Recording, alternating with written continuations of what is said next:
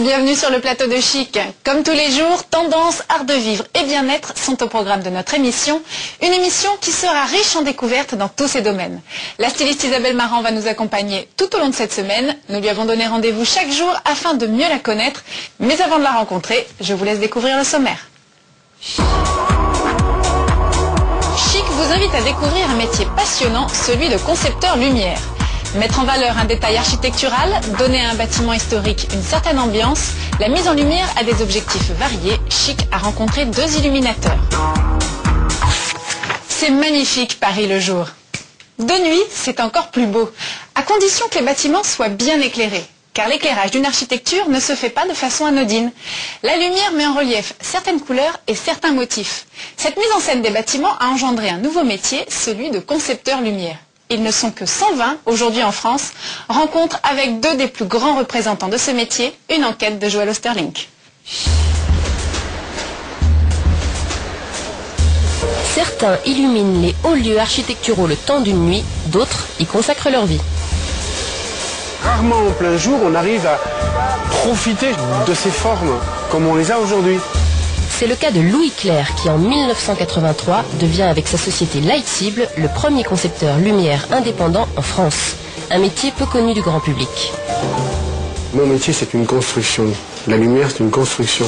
De même que la musique c'est une construction et la lumière a, je ne sais pas si je peux dire autant de nuances que la musique, mais elle en a pas mal.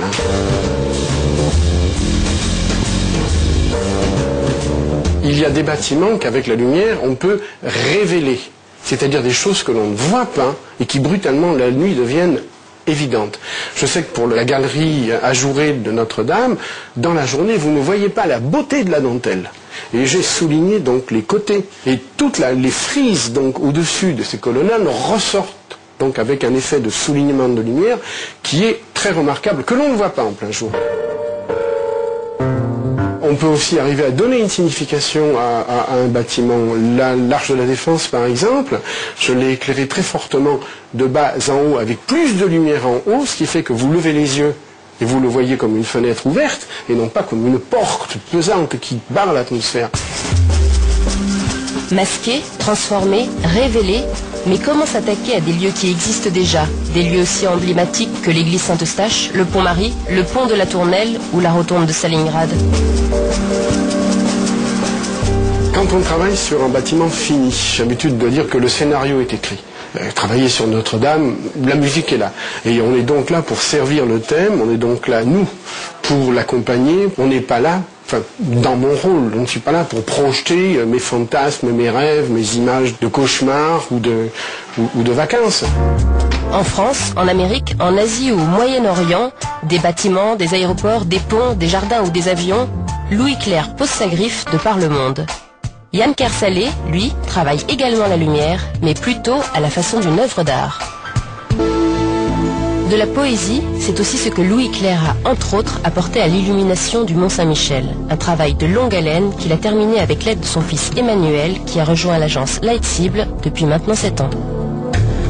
On ne peut pas passer par-dessus le symbole du Mont-Saint-Michel, qui est un lieu de pèlerinage qui est donc en même temps un chemin, une ascension vers Dieu. J'ai développé le concept donc du chaos à l'ordre, des ténèbres à la lumière, et donc c'est tout le concept du Mont-Saint-Michel, c'est-à-dire la base du rocher fractionné et multicoloré, et puis on arrive sur la merveille, la lumière s'organise, s'orange et devient orangée, et quand on passe au-dessus, qu'on arrive donc vers la flèche du monument gothique, la lumière devient blanche et termine en une colonne donc vers les cieux. Un concept que Louis Clerc avait proposé en 1999, mais qui n'avait pas été achevé à l'époque. La partie basse du Mont-Saint-Michel, jusque-là occultée, a enfin été réalisée cet été sous la houlette d'Emmanuel Clerc.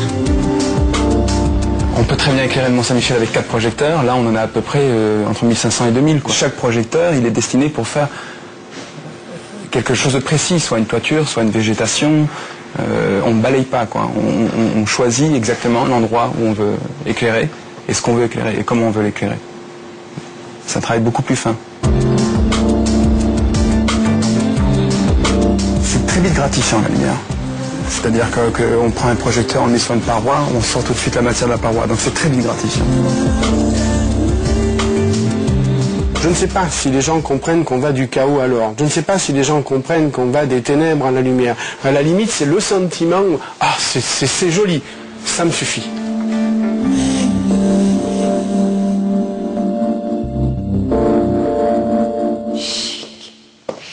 Emmanuel et Louis Clerc s'occupent de concevoir la lumière qui accompagnera le futur tramway parisien.